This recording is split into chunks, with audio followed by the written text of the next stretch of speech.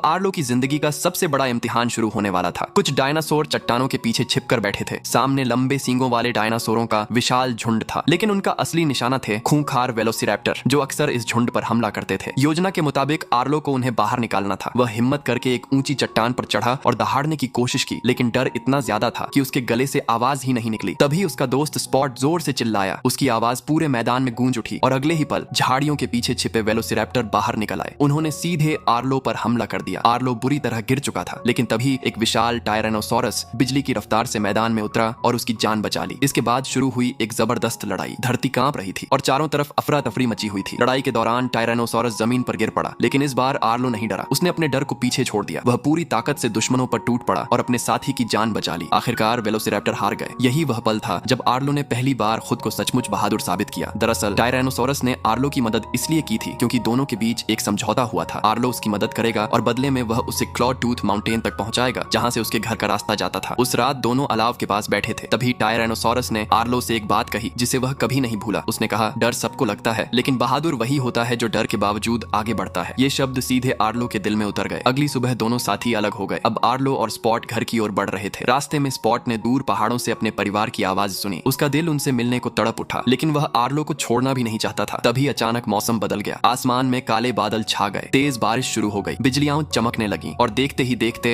एक भयानक तूफान आ गया। इसी दौरान दो खतरनाक उड़ने वाले शिकारी वहां पहुंच गए। उन्होंने स्पॉट को पकड़ लिया और आर्लो को पहाड़ी से नीचे गिरा दिया। आर्लो बेहोश हो गया। बेहोशी में उसे अपने पिता याद आए। उसे ऐसा महसूस हुआ जैसे उसके पिता उससे कह रहे हों, सच्चा साहस अपने दोस्तों का साथ निभाने में है। जैसे ही आर्लो की आंख खुली, वह बिना समय गंवाए स्पॉट को बचाने निकल पड़ा। काफी तलाश के बाद उसे नदी किनारे वे शिकारी मिल गए, लेकिन अब आर्लो बदल चुका था। वह पहले जैसा डरा हुआ डायनासोर नहीं था। उसने पूरी ताकत से हमला किया। एक शिकारी सीधे नदी में जा गिरा। फिर आर्लो ने इतनी जोरदार दहाड़ लगाई कि दूसरा शिकारी भी घबरा गया। स्पॉट ने मौका देखकर उसके पंख घायल कर दिए और आर्लो ने एक लकड़ी फेंक कर उसे भी नीचे गिरा दिया। लग रहा था कि सब कुछ खत्म हो गया है, लेकिन तभी एक और मुसीबत आ गई। अचानक नदी में भयंकर बाढ़ आ गई। स्पॉट तेज बहाव में बहने लगा। अपने दोस्त को बचाने के लिए आर्लो बिना सोचे नदी में कूद पड़ा। उसने अपनी जान की परवाह नहीं की। वह स्पॉट के सामने ढाल बनकर खड़ा हो गया। तेज बहाव दोनों को बहुत दूर तक बहाकर ले गया, लेकिन आखिरकार दोनों जिंदा बच निकले। कुछ समय बाद वे क्लॉ टूथ माउंटेन पहुंच गए। वहां स्पॉट ने एक बार फिर अपने परिवार की आवाज सुनी। इस बार वह दौड़ता हुआ उनके पास पहुंच गया। अपने परिवार को देखकर उसकी खुशी का ठिकाना नहीं था, लेकिन आर्लो से बिछड़ने का दुख भी उसके चेहरे पर साफ दिखाई दे रहा था। आर्लो ने मुस्कुराकर उसे समझाया कि उसका असली घर और परिवार यही है। दोनों दोस्तों ने नम आंखों से एक दूसरे को अलविदा कहा। इसके बाद आर्लो अपने घर लौट आया। अब वह वही डरा सहमा डायनासोर नहीं था। उसने अपने सबसे बड़े डर को हरा दिया था और आखिरकार उसने गर्व से अपने परिवार की परंपरा पूरी करते हुए घर की दीवार पर अपने पैरों का निशान बना दिया। उस दिन आर्लो सिर्फ घर नहीं लौटा था, वह एक डरे हुए बच्चे से एक सच्चा बहादुर बनकर लौटा था।